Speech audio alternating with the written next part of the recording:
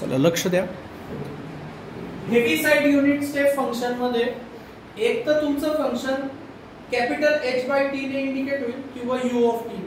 म्हणजे जर तुम्हाला लॅपलास मध्ये असं काही दिसलं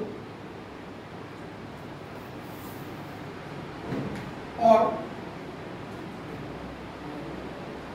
हे दोघेही सेमच आहे. दिस h stands for heavy side आणि u जर आला तर त्यांनी युनिट स्टेप साठी u घेतलेला आहे. मोस्ट प्रोबॅबली एक्झाम मध्ये u यूज करतात. h कधीतरी येतं की एक सवय लागलेली असते आपल्या माइंडला, तर त्याच्यात थोडंसं डिस्टर्बन्स करण्यासाठी ते कॅपिटल h पण देतात. बट दोघांचाही अर्थ सेम आहे. युनिट स्टेप फंक्शन असते इंडिकेट करतात. आता आपण u ने सगळे फॉर्म्युले लिहू. आपला पहिला फॉर्म्युला आहे बघा, Laplace of u of t unit step function है ना. Unity is what? युनिटी म्हणजे आपल्यासाठी एकता असते. मॅथ्स मध्ये युनिटी म्हणजे असतं 1.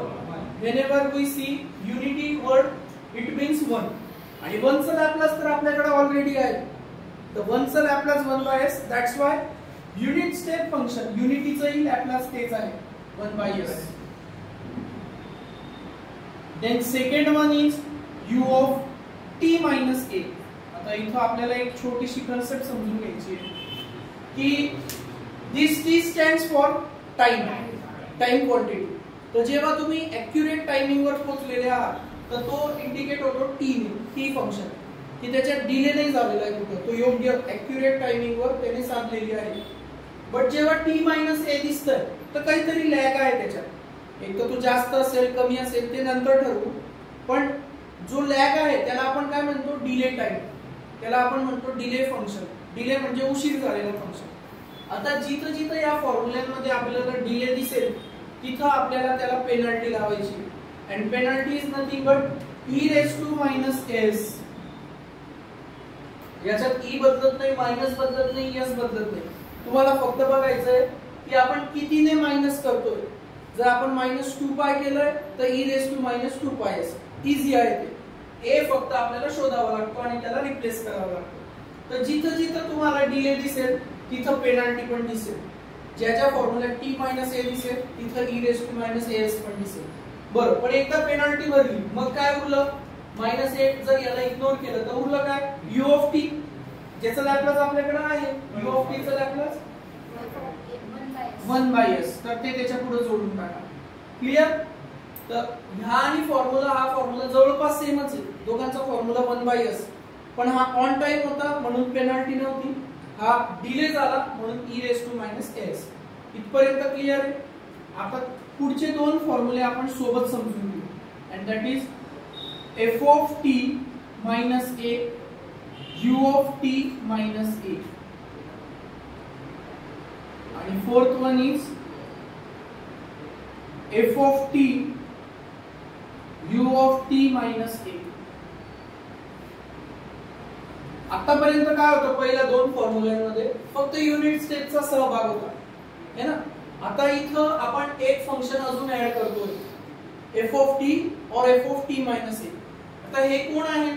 हे या फॉर्म्युल्यांपैकी कोणी असू शकतात. f ऑफ t च्या जागी sin t येऊ शकतं, f ऑफ t च्या जागी e रेज टू 3t येऊ शकतं. तर हे f ऑफ t खूप साऱ्या व्हरायटी मध्ये येऊ शकतात. Okay, f of t minus a आणि f ऑफ t यांच्यात काय फरक वाटतोय? एक वेळेवर आहे, एक डिले आहे. आता आपल्याला बघायचंय की सोबतच्यांवर त्याचा काय परिणाम होतो. तर फर्स्ट आपण थर्ड केस डिस्कस करू. फर्स्ट केस मध्ये काय झालं? बोथ आर म्हणजे खूप जास्त क्लोज फ्रेंड्स आहेत, की पहिल्याला माहिती की दुसरा वेळेवर येणार नाही. तो भले फोनवर सांगतोय की मी निघालोय, पण दुसऱ्याला माहिती, कारण तो त्याचा क्लोज फ्रेंड आहे, की हा काही निघालेला नसेल. म्हणजे त्याला त्याचं टायमिंग माहिती की याचे 5 मिनिटं म्हणजे ऍक्च्युअली किती मिनिटं, ते सुद्धा एक परिमाणच असतं. जसं 1 लिटर इज इक्वल टू इतके ml, तसं आपल्या मित्राचे 5 मिनिटं म्हणजे ऍक्च्युअली किती टाइम हे आपल्याला माहिती असतं.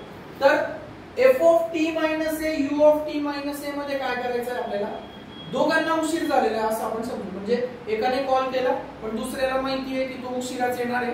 दॅट्स वाय तोही उशिरा निघाला. कोणाला वाट बघावी लागली का? हा उशिराने निघाला, हा उशिराने निघाला, वेळेवर पोहोचले, म्हणजे आपल्याला वाट नाही बघावी लागली कोणासाठी. तर first of all t minus a आहे म्हणजे काय येईलच? पेनल्टी e−s हे येणारच. जर t - a आहे, डिले आहे, एकाला असला तरी दोघांना असला तरी e−as येणारच.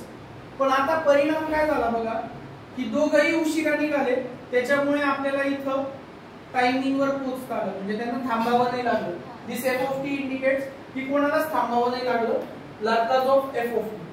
आणि या उलट इथं होतंय फोर्थ वन मध्ये एक, म्हणजे असं आपण समजू की नवीनच मित्र झाले, थोडस मित्रांपेक्षा कलिग्स है ना. कलिग्स मध्ये काय असतं की तो सॉफिस्टिकेटेड पण असतो, आणि असंही मित्र कॉलेज पर्यंतच होतात, नंतर वर्किंग मध्ये आपण म्हणतो मित्र, पण ते सगळे कलिग्स असतात. ओके, तर f u a मध्ये तेच होतंय की हा वेळेवर निघाला, पण याची जुनी सवय, याने सांगितलं, याला वाटलं खरं तितक्याच वेळेला पोहोचायचंय, हा पोहोचून गेला, वेळेने निघाला, याने मात्र डिले केलं. आता दोघांपैकी एकाने जरी डिले केलं तर पेनल्टी तर आहेच, बरोबर. पण आता याच्यात शिक्षा कोणाला होईल? जो वेळेवर निघेल त्याला का जो उशिरा गेला? जो वेळेवर निघाला त्याला वाट बघावी लागेल. किती? याने -a टाइम लेट केलं तर त्याला +a टाइम थांबावं लागेल. and your Laplace will become Laplace of f of t plus a. Okay, ते काय असेल आपण एक्झाम्पल मध्ये बघूच, पण फॉर्म्युला क्लिअर आहे. आणि ही पाचवी हायपोथेटिकल केस, दोघही मित्र वेळेवर पोहोचले है ना, जे की थोडंसं अशक्यच आहे. याच्यात t-a दिसतोय का कुठं? Both are on time. So जर ऑन टाइम आहे तर पेनल्टीची गरजच नाही. आणि what is our u of t? u of t म्हणजे लॅपलास मधला 1 है ना. तर 5 * 1 5. तर 1 * u of t, उलट झालं, u of t 1 आहे, 1 * f of t, f of t. तर याच्यात जेव्हाही मल्टिप्लाय होतं हा गायब होऊन जातो, आणि हा आता फक्त असंही बघा सगळ्या केस मध्ये यूज गायब होतोय का? कारण युनिटी म्हणजे 1 ने कोणालाही मल्टिप्लाय केलं की उत्तर म्हणजे तो गायब होऊन जातो. दॅट्स वाय फॉर्म्युल्याच्या इकडच्या साईडला यू येतच नाही, जर आला तर फक्त f of t 0. आणि या केस मध्ये तेच होतंय, 1 * this we get only function. याच्यावर एमसीक्यू चे 2-2 मार्क्सचे प्रश्न पण बनू शकतात, 1 मार्कचे एमसीक्यू चे प्रश्न, 2 मार्क्सचे प्रश्न यांच्यावर अप्लाइड टाइप मध्ये बनू शकतात. पण आता आपण जेव्हा मोठा प्रश्न सॉल्व्ह करू त्याचे छोटे प्रश्न ऑटोमॅटिकली कव्हर होऊन जातील. दॅट्स वाय आपण डायरेक्ट मोठ्या प्रश्नांना हात लावू. ठीक आहे, राईट.